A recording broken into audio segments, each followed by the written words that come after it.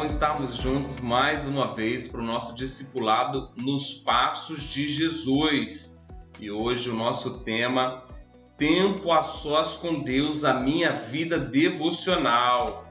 Pegue a sua Bíblia aí de papel e lembrando que eu vou falar as referências bíblicas, você dá uma pausa no vídeo, abra a sua Bíblia, leia, solta o vídeo e a gente continua.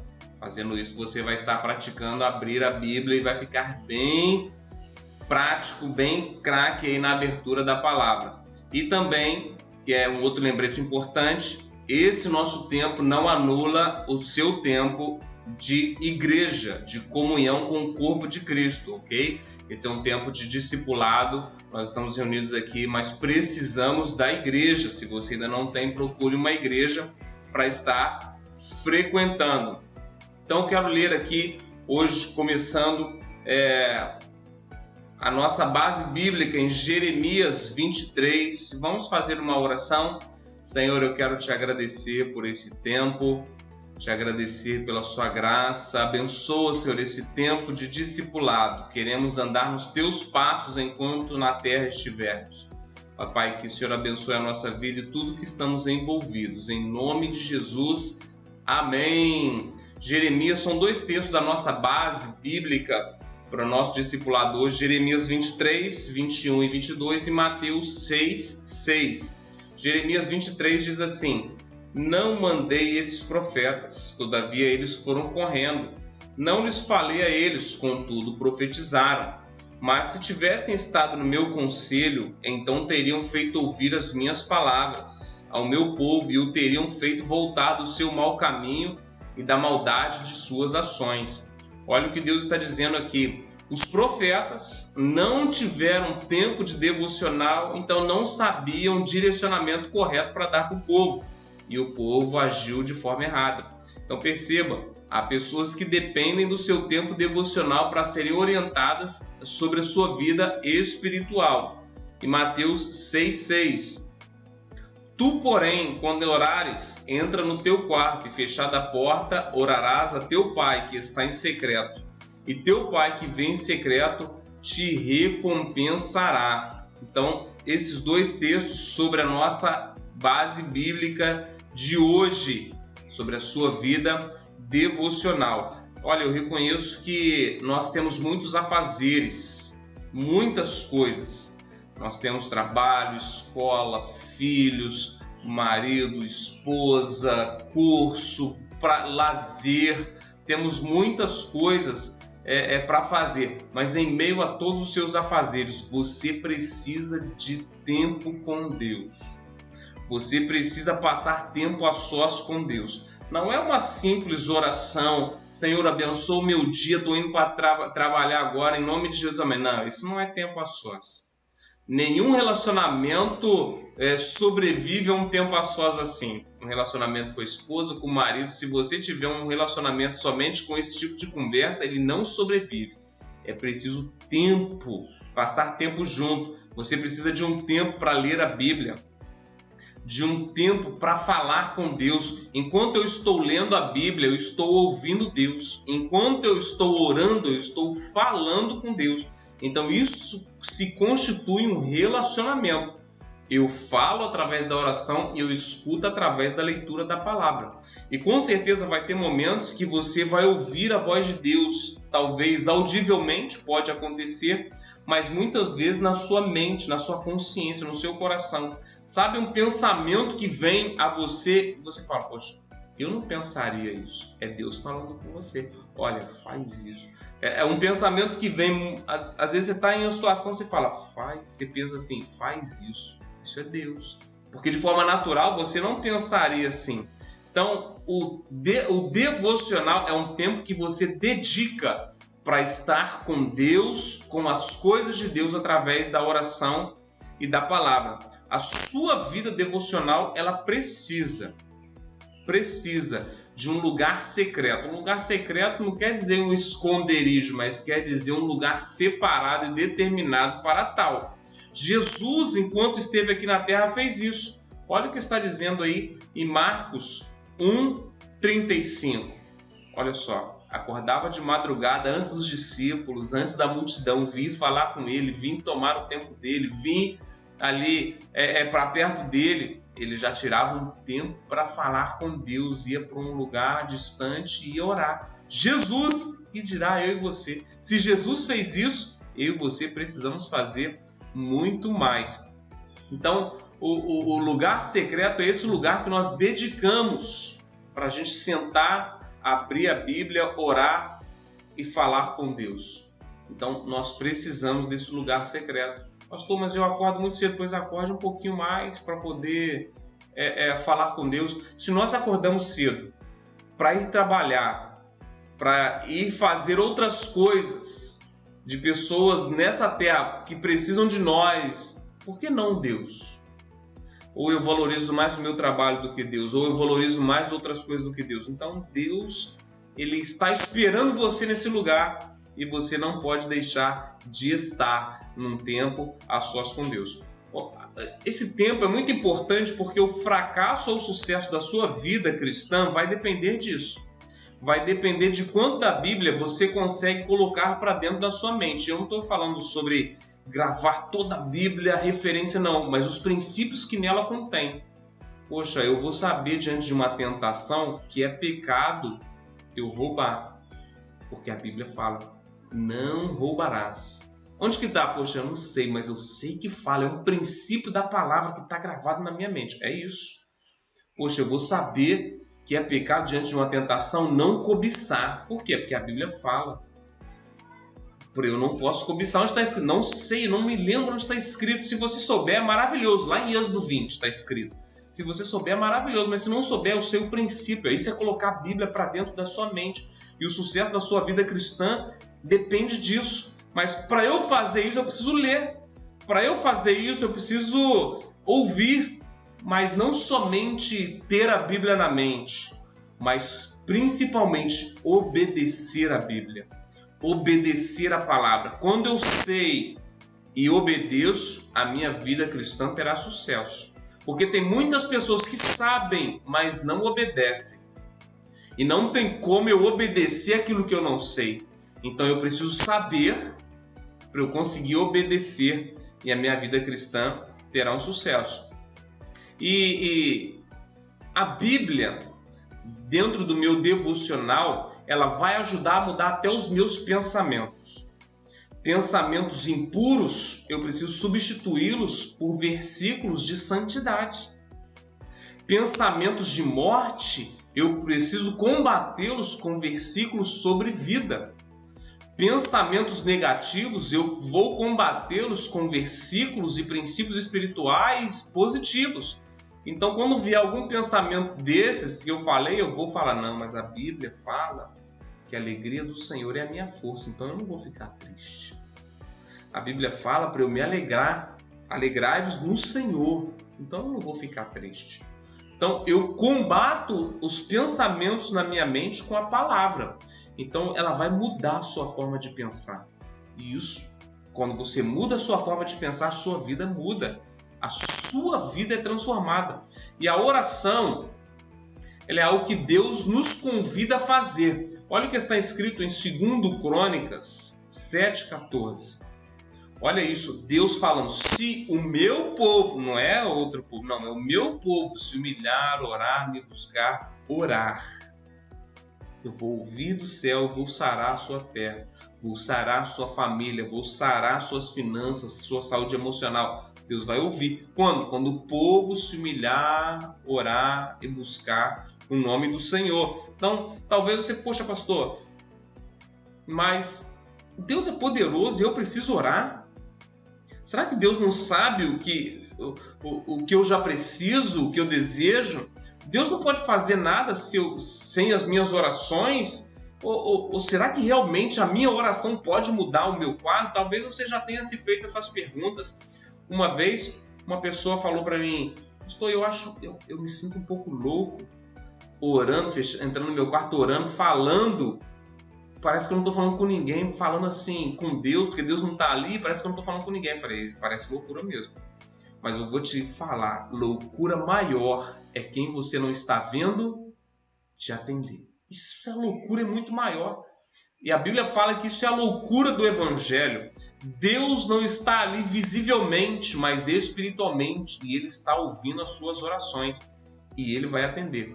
E grandes homens de Deus, um deles, por exemplo, John Wesley, ele falou: tudo que Deus faz na terra, Ele faz em resposta à oração de alguém. Então, tudo que aconteceu de bom na sua vida, alguém orou por você. Talvez nem tenha sido você que orou, mas alguém orou por você. E aí, olha só a importância da oração. Mateus 6:10. Olha o que está escrito aí.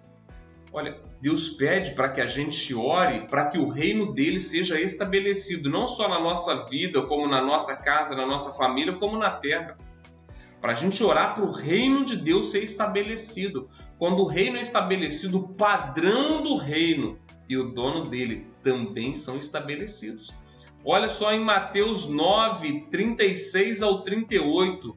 Jesus está dizendo, olha, a obra de Deus é muito grande, mas os trabalhadores são poucos. Então ore ao Senhor dessa obra, ao Senhor da seara, para que Ele envie mais trabalhadores. E talvez, quem sabe, você não é a resposta da oração de alguém para trabalhar em uma área que alguém está falando, Senhor, envia trabalhadores. Então, Deus está falando, Jesus está falando, orem, porque Deus vai agir em resposta à oração. E olha o que está dizendo em Ezequiel, leia por favor, 22, capítulo 22, versículo do 24 ao 31. Olha só, Deus está falando aí. Eu procurei uma pessoa para colocar na brecha, para não destruir a terra. Uma pessoa para orar, para interceder, para se colocar na brecha, mas não encontrei ninguém. Olha que a sua oração pode evitar muita coisa ruim na vida dos seus familiares e até na sua própria vida e na vida das pessoas. Então, o propósito de Deus na terra, ele é cumprido quando a igreja, quando nós oramos. Olha a importância da oração. Então, eu quero desafiar você a dar um pause nesse vídeo agora e você ir com a sua família, você orar. Você vai perguntar aí, nós vamos saber o pedido uns dos outros e vamos orar uns pelos outros em 2 minutos, 3 minutos de oração. Você vai orar por um, esse outro vai orar pelo outro, um vai orar pelo outro agora. Vamos lá. Muito bem, agora que você já orou, anote isso, porque eu creio que Deus vai responder essa simples oração, Deus responde. Eu quero te ensinar aqui, para que você fique ainda melhor, como nós devemos orar. Olha só, primeiro, pedindo em nome de Jesus, João 14:13. Tudo que a gente pedir em nome de Jesus vai acontecer. O nome de Jesus é poderoso para abrir os céus em nosso favor. Segundo, orando com paixão, com clamor, com vontade. Hebreus 5:7. Não ore desanimado. Ore querendo muito. Hebreus 5:7. Terceiro, orar conforme a vontade de Deus. Pedir conforme a vontade de Deus. 1 João, lá no finalzinho da Bíblia, 5:14. Não adianta você pedir algo que não é a vontade de Deus para a sua vida.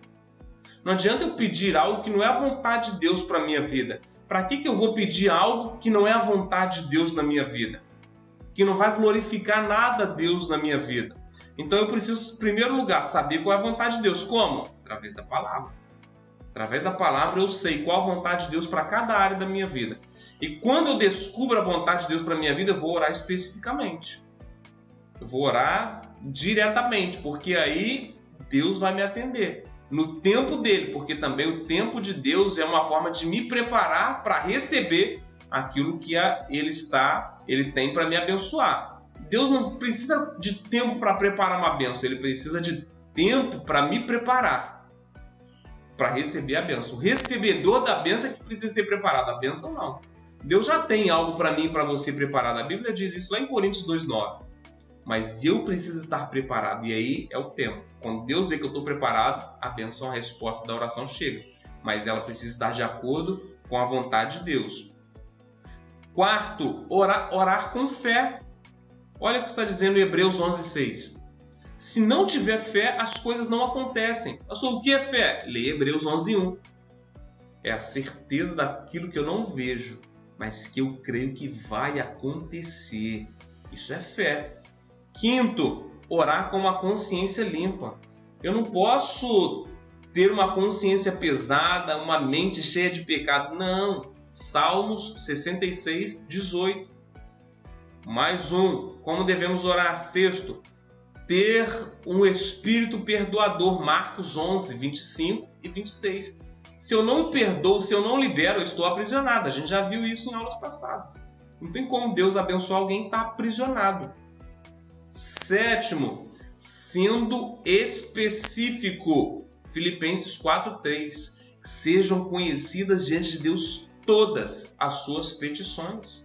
Eu preciso ser específico. Senhor, me abençoe com tudo que o Senhor quiser, qualquer coisa que o Senhor me der, eu estou feliz. Está vivo, pronto, não preciso de mais nada, está abençoado já. Já morreu por você e você está vivo.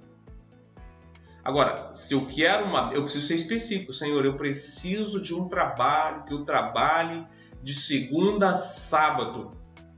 Não quero mais trabalhar. Senhor, eu preciso. Seja muito específico. Senhor, eu não quero mais trabalhar à noite. Senhor, eu não quero mais trabalhar domingo. Eu quero estar na sua casa. Senhor, seja muito específico. Seja muito específico naquilo que você precisa que Deus faça. E Deus fará de acordo com a vontade no tempo dele. Outra forma de nós orarmos, com constância. Seja constante. 1 Tessalonicenses 5,17. Olha aí, não pare de orar.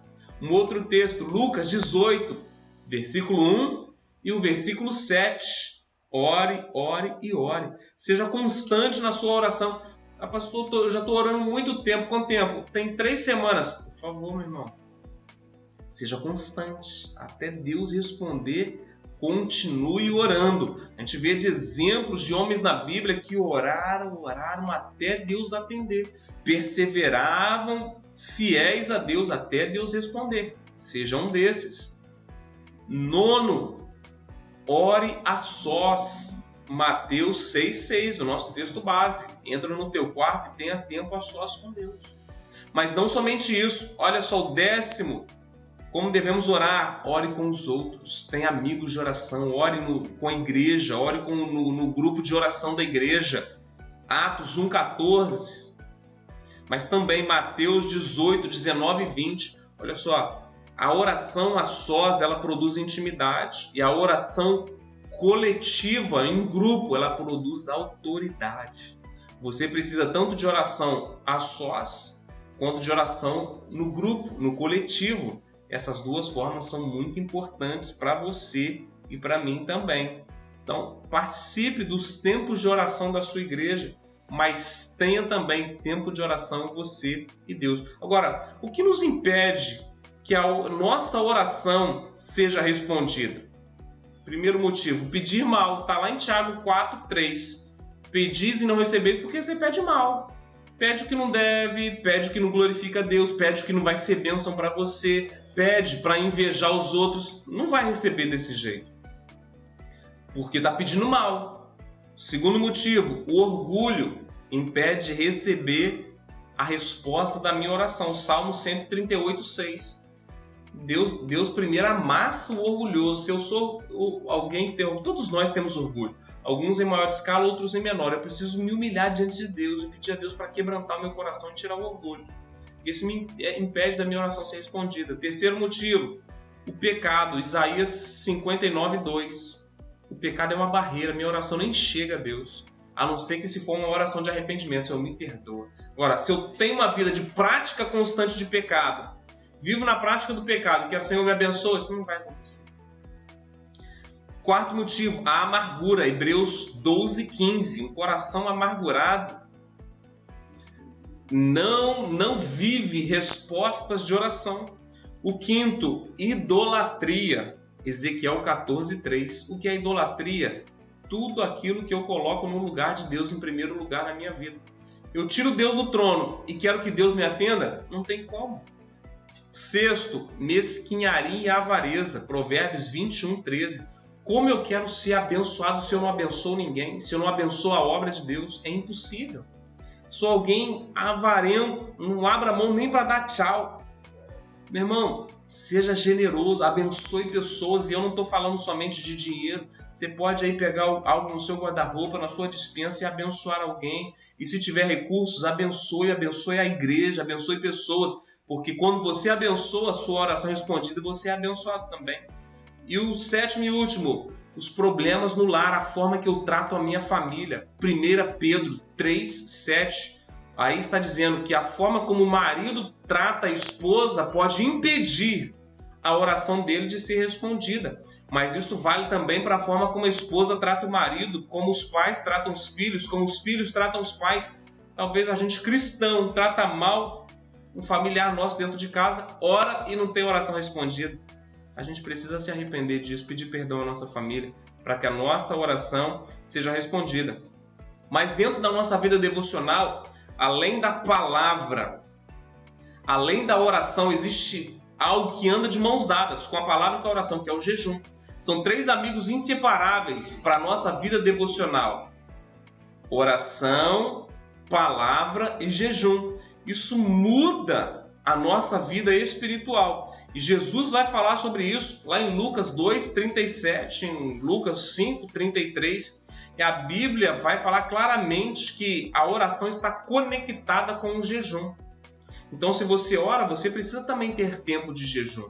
Uma vez na semana, jejuar. 2 vezes na semana, jejuar. Nas convocações da sua igreja, jejuar. O jejum e a oração não é algo que eu faço em troca, não, mas é algo que eu faço para amassar minha carne, para declarar dependência de Deus. Porque o jejum, eu amasso a minha carne, eu calo a voz da minha carne. Eu estou ali diminuindo a força da minha carne para poder ouvir a Deus. Eu estou me sacrificando, apresentando a minha vida como um sacrifício vivo, santo e agradável a Deus. Eu estou ali diminuindo a força da minha carne e a voz, tudo aquilo que a minha carne grita, que a minha carne escuta. Quando eu faço jejum, ela fica fraca, ela é enfraquecida e meu espírito é fortalecido, eu fico mais sensível às coisas espirituais. E isso constantemente. Então o propósito do jejum é tirar os olhos das coisas desse mundo e colocar os olhos em Deus. Olha, a Bíblia vai estar repleta de pessoas que jejuaram, mas eu quero falar para você de Daniel, capítulo de número 10, versículo do 2 ao 14. Leia, por favor. Olha o que está dizendo. Daniel, 3 semanas, 21 dias. Ele tirou todos os alimentos consagrados aos ídolos, consagrados na Babilônia, e comeu por 3 semanas, 21 dias, só legumes e bebeu água. E a Bíblia vai dizer que enquanto ele jejuava, ele orava, porque jejum sem oração é ficar com fome à toa. Jejum sem oração e palavra é ficar com fome à toa. Esses amigos precisam estar de mãos dadas, lembre-se sempre disso. Jejum, oração e palavra devem sempre estar juntos. Então Daniel jejuou e orou, e a Bíblia vai dizer que a resposta veio, mas houve uma batalha no mundo espiritual para a resposta chegar até ele. E eu tenho certeza que tem respostas que ainda não chegaram até você por conta de batalhas no mundo espiritual e só serão vencidas através do jejum. Talvez você só esteja orando e a batalha está lá, segurando a sua resposta. Pastor, mas como é que é isso? Jesus vai falar sobre isso também, quando ele fala sobre um jovem possesso que os discípulos tentaram expulsar os demônios e não conseguiram. Eles perguntaram, por que a gente não conseguiu? Jesus fala, há demônios que só saem com jejum e oração. Então tem batalhas espirituais que a gente só vence com jejum e oração. Tem situações na sua família, só jejum e oração. Tem situações na sua vida, no seu ministério, sua vida espiritual, só jejum e oração. E aí eu te pergunto, quanto vale a libertação da sua família? Quanto vale uma resposta de Deus? Qual o preço disso? Não tem preço. Então, eu pagaria se eu tivesse uma libertação na minha família. Se eu tivesse 10 mil, alguém falava, é 10 mil reais para o seu familiar ser liberto. A gente pagaria. Mas talvez a gente não tenha pagado um preço de jejum e oração para nosso familiar ser liberto. Por quê? Por quê? Se esse preço está acessível a nós a ser pago. Quando você jejua e ora, batalhas no mundo espiritual são vencidas. Você vence no mundo espiritual através do jejum e da oração. Daniel venceu através do jejum e da oração. E em vários exemplos, Josafá, Neemias, Esdras, vários exemplos na Bíblia de pessoas que jejuaram, oraram e Deus respondeu. E Jesus vai falar sobre a importância do jejum e da oração.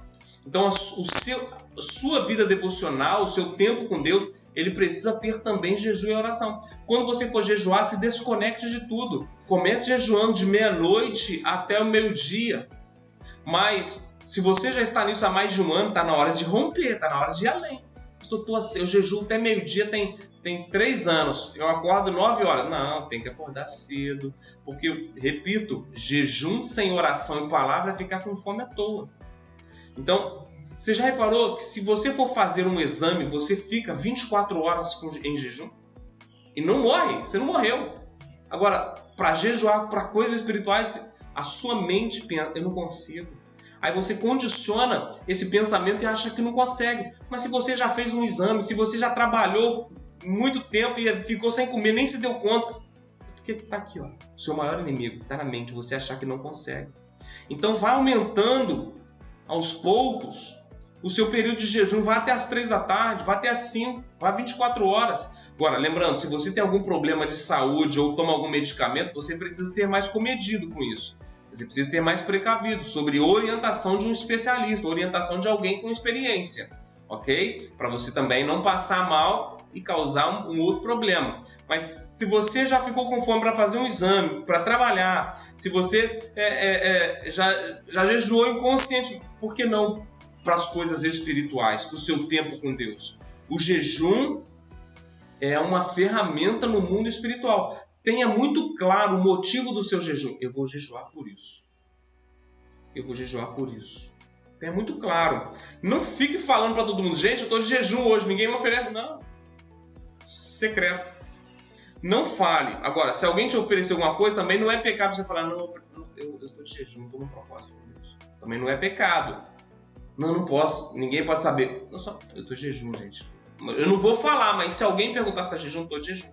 Não tem problema, eu não quebrei o jejum porque eu falei que estou de jejum, ok? Comece aos pouquinhos e vá aumentando o nível do seu tempo de jejum e separe dentro do seu jejum um tempo para orar, um tempo para ler a Bíblia. Faça isso, mas eu também quero que você leia Isaías 58. Isaías 58, do 1 até o 14, porque não adianta eu orar, eu ler a Bíblia, eu jejuar, se eu ajo de forma muito ruim com pessoas, se eu trato pessoas mal. Olha o que está dizendo aí em Isaías 58. Eu preciso soltar as ligaduras da impiedade, eu preciso deixar de ser alguém impiedoso, eu preciso desfazer as ataduras da servidão, eu preciso deixar livre os oprimidos e despedaçar todo o jugo. Isso na minha vida e na vida de outros, que às vezes eu estou prendendo pessoas porque eu não perdoo, não peço perdão, porque eu trato mal. Eu preciso deixar de oprimir pessoas. Tirar do meio de si todo jugo, o dedo que ameaça, o dedo que aponta, o falar injurioso, alguém que fala muito, faz muita fofoca. Eu preciso tirar isso da minha vida para que o meu jejum tenha validade. Eu preciso, não adianta eu apontar o dedo e jejuar. Não, eu estou sendo um fariseu. Não adianta. Eu preciso, o jejum que Deus aceita, esse de Isaías 58. Eu preciso alimentar aqueles que precisam, ajudar, ser hospitaleiros, ajudar quem está precisando. Eu preciso identificar na minha vida e na vida das pessoas que estão à minha volta ataduras, coisas que estão prendendo, vícios na nossa vida. Que se eu estou sendo mal com alguém, se eu estou fazendo mal para alguém, eu preciso substituir essas coisas para que o meu jejum e a minha vida devocional seja aceita. Olha, eu tenho certeza que se nós estivermos agindo assim como Isaías 58 está falando, se nós jejuarmos, orarmos e lermos a Bíblia, esses 3 amigos inseparáveis, vai acontecer um mover sobrenatural dentro da sua casa, na sua família e na sua vida. Eu tenho certeza, porque eu falo por experiência própria. Aconteceu e está acontecendo na minha vida, na minha casa e na nossa igreja. E vai acontecer muito mais. Então jejue e ore. Tire o seu tempo com Deus diariamente. Deus é um pai que está esperando você como filho se relacionar com Ele. Então tenha um tempo a sós com Deus todos os dias e eu tenho certeza que nós estaremos nos passos de Jesus. enquanto estivermos aqui nessa terra. Deus abençoe a sua vida. Até o próximo discipulado nos passos de Jesus. Tchau.